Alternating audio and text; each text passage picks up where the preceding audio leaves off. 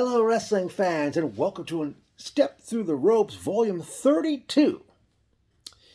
In 1991, with the departures of both Sid Vicious and, shockingly, Ric Flair from WCW, the Four Horsemen group was no more. After Great American Bash 1991, Barry Windham had turned babyface, and the enforcer Arn Anderson started teaming up with Larry Zybyszko as they became a tag team known as the Enforcers. They entered a tournament to crown New World Tag Team Champions after Scott Steiner of the Steiner Brothers had suffered an injury, and he and his brother Rick were stripped of the tag team titles.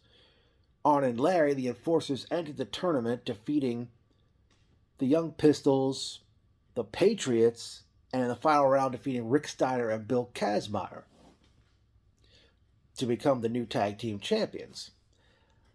Arn and Larry, that very night, they beat Steiner and Kazmaier for the belts. They attacked Kazmaier when Kazmaier was displaying his strength earlier in the show.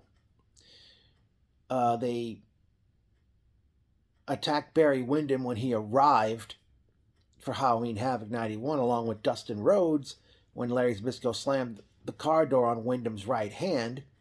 And at that very pay-per-view, which was Halloween Havoc 91, the Enforcers defeated the Patriots to retain the Tag Team Championship.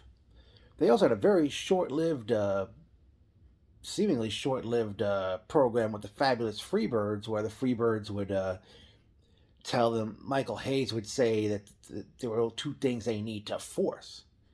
You know, saying they had bubble butts, and then also saying forcing some hair out of that head, referring to Anderson's thinning hair at the time.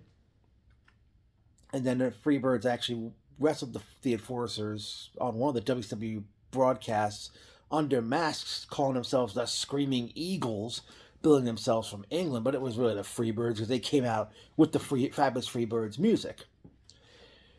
Larry and Arn were scheduled to defend the Tag Team Championship against Barry Windham and Dustin Rhodes at Clash of the Champions 17 in November 1991. However, because Windham had reconstructive surgery on his right hand, he was unable to wrestle, and Windham introduced his tag team, his replacement that night, Ricky the Dragon Steamboat, who had just returned after a forgettable stint as the Dragon in the WWF earlier that year.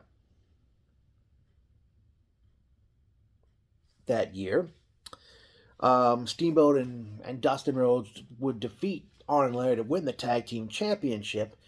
And what happened was, after they came back from commercial break, Tony Schiavone and Jim Ross, who commentated the show, said that Arn and Larry were complaining that they signed a contract to wrestle Dustin Rhodes and Barry Windham, not Dustin Rhodes and Ricky Steamboat. Felt they should have still been the Tag Team Champions, but the WCW, I guess, Championship Committee Board of Directors, denied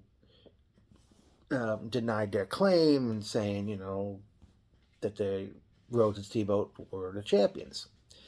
A short time after this, both Larry and Arn aligned with Paulie Dangerously, a.k.a. Paul Heyman, as they became a part of the Dangerous Alliance faction, which also consisted of Stunning Steve Austin, Rid Medusa, Ravishing Rick Rude, and Bobby Eaton of Midnight Express theme.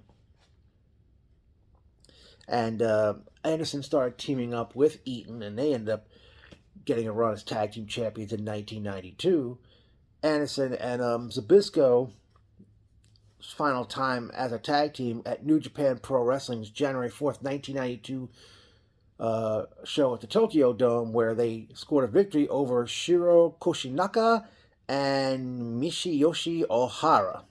Say both of those names 3 times fast.